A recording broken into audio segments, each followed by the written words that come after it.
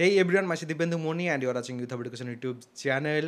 Finally 22 August কি তোমাদের merit list আসছে, সেই নিয়েই কিন্তু আজকের এই ভিডিও। আজকে কি আপডেট এসছে এবং সেই আপডেট অনুযায়ী কালকে মেরিট লিস্ট আসার পসিবিলিটি কীরকম কিনা, কারা কারা মেরিট লিস্ট পাবে, সেই সব কিছু নিয়ে কিন্তু আজকের এই ভিডিও। অবশ্যই ভিডিওটা আমি প্রথমেই তোমাদের প্রত্যেকে বলবো, নিজের বন্ধু বান্ধব যারা এই মুহূর্তে মেরিট লিস্টের জন্য অপেক্ষা করছে তাদের প্রত্যেকের সাথে শেয়ার করে নিও।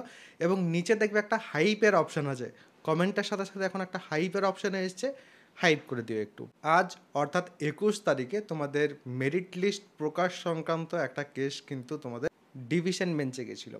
এবার ডিভিশন বেঞ্চে যাওয়ার পর সেখানে মেন যে রায় তোমাদের 7 তারিখে এসেছিলো, সেই নিয়ে ডিভিশন বেঞ্চ কী জানালো সেটা প্রথমে জানবো, তারপর রাজ্য কী চাইছে সেটা জানাবো, এবং তারপর কনক্লুশন কী হচ্ছে সেটাও কিন্তু আমি তোমাদের জানাচ্ছি। প্রথমত ডিভিশন বেঞ্চের যে বক্তব্য সেটা হচ্ছে 7 আগস্ট যা রায় এসেছিল, অর্থাৎ নেক্সট 15 দিনের মধ্যে 7% ওবিসি রিজার্ভেশনের মাধ্যমে মেরিট লিস্ট প্রকাশ করতে হবে। তো সেই রায়টাকেই কিন্তু ফাইনাল করেছে ডিভিশন বেঞ্চ, এবং কোনো কিন্তু তার মধ্যে চেঞ্জেস আনেনি। তাহলে সেই ক্ষেত্রে 22 তারিখ হচ্ছে মেরিট লিস্ট প্রকাশের লাস্ট দিন। 22 তারিখেই মেরিট লিস্ট প্রকাশ করতে হবে ডিভিশন বেঞ্চের অ্যাকর্ডিং, এবং 7 তারিখে যে কেসের রায় এসেছিল তার অ্যাকর্ডিং। এবার স্টেট গভর্নমেন্ট চাইছে যে তাদের কিন্তু সুপ্রিম কোর্টে কিছু কেসেস আছে, তোমরা হয়তো জানো যে ওবিসি কেসের যে মেন কেসটা 25 তারিখে তার হিয়ারিং আছে। তাছাড়া 9 সেপ্টেম্বরও কিন্তু একটা হিয়ারিং আছে। রাজ্য সরকার কিন্তু সেগুলোর জন্য ওয়েট করতে চাইছে, কিন্তু ডিভিশন বেঞ্চ সেই যে সেই ওয়েট করার কিন্তু জায়গা রাখেনি এখনও অবধি, যা দেখছি সেই হিসেবে। কারণ তোমাদের এই যে মেরিট লিস্ট প্রকাশের 15 দিন সময় দেওয়া হয়েছিল, তারপর কিন্তু সেটাতে কোনো স্টে বা কোনো কিছু কিন্তু দেওয়া হয়নি। অর্থাৎ 15 দিনের মধ্যেই তোমাদের যে মেরিট লিস্ট সেটা প্রকাশ করতে হবে, যেটা লাস্ট দিন হচ্ছে 22 আগস্ট। সেই ক্ষেত্রে যদি হাইকোর্টের রায়টাকে মেনে পর মেরিট লিস্ট প্রকাশ করতে হয়, সেই ক্ষেত্রে 22 তারিখেই হচ্ছে লাস্ট দিন, এবং 22 তারিখে কিন্তু সেই ক্ষেত্রে মেরিট লিস্ট প্রকাশ করতে হবে। যেটা তোমাদের কেস হয়েছিল ওয়েস্ট বেঙ্গল জয়েন্ট এন্ট্রান্স বোর্ডের সাথে হাইকোর্টে, সেই কেসের রায় অনুযায়ী। এবার বিষয় হচ্ছে যে তাদের ডাব্লিউবিজেইর তো কথা বলছো, ডাব্লিউবিজেইর সাথে সাথে একই সাথে তোমরা হয়তো জানো যে জেক্সপো, ভোকলেট, আইটিআই, বাকি অন্যান্য যা ভর্তি আছে সব কিছুর কিন্তু একই সাথেই সব কিছু চলছে। এবং একটার মেরিট লিস্ট যখনই চলে আসবে, সেই একই সময়ে কিন্তু তোমাদের বাকি অন্যান্য সব কিছুরও কিন্তু মেরিট লিস্ট প্রকাশ করা যাবে।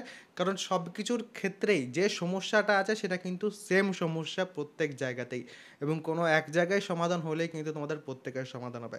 যদি 22 তারিখে তোমাদের ডাব্লিউবিজেইর মেরিট লিস্ট চলে আসে, তাহলে সেক্ষেত্রে হয়তো 22 তারিখেই তোমাদের জেক্সপো, ভোকলেট, আইটিআইয়ের ক্ষেত্রেও মেরিট লিস্ট প্রকাশিত হয়ে যাবে, বা হার্ডলি 23 তারিখে কিন্তু সেটা যেতে পারে।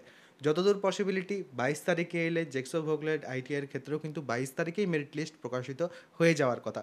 এবারে সেটা দেখার আছে যে 22 তারিখে দাঁড়িয়ে যে তোমাদের কী হয়, কারণ এখনও অবধি যতদূর মনে হচ্ছে 22 তারিখে কিন্তু মেরিট লিস্ট প্রকাশিত হয়ে যাওয়ার কথা, এবং প্রকাশ করে দেওয়াটাই উচিত।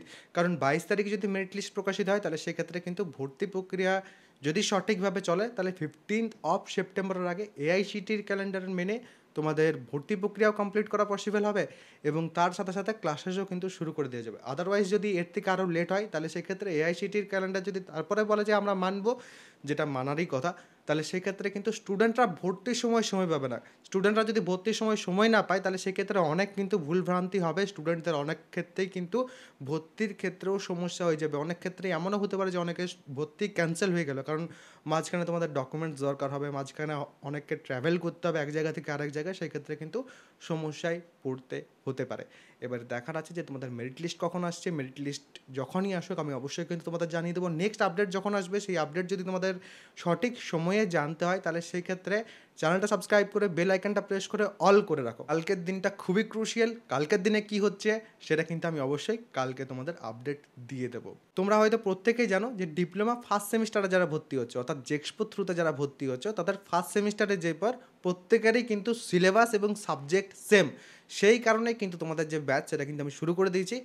অনেক দিন হয়ে গেল তোমাদের পড়াশোনা থেকে ডিট্যাচমেন্ট, সেই কারণে ক্লাসেসও চলছে, এবং সেই ক্লাসেস যদি তোমাকে অ্যাটেন্ড করতে হয় ফার্স্ট সেমিস্টারে, সেই ক্ষেত্রে কিন্তু তোমাকে প্রথমত ইনস্টল করতে হবে আমার অ্যাপ্লিকেশন, এবং সেখানে যে তোমাদের কিন্তু পেড কোর্সেসের সেকশন বা উপরে ব্যানার যে কোনো জায়গা থেকেই কিন্তু তোমরা আমার যে ব্যাচ সেখানে কিন্তু জয়েন হয়ে যেতে পারো।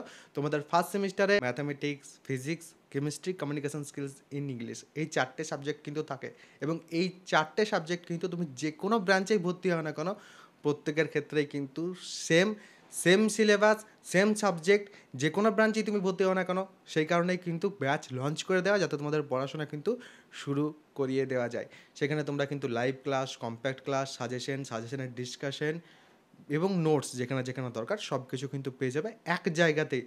যারা যারা জয়েন হতে চাইছো, ওয়ান টাইম পেমেন্ট করার মাধ্যমে কিন্তু সেখানে জয়েন হয়ে যেতে পারো।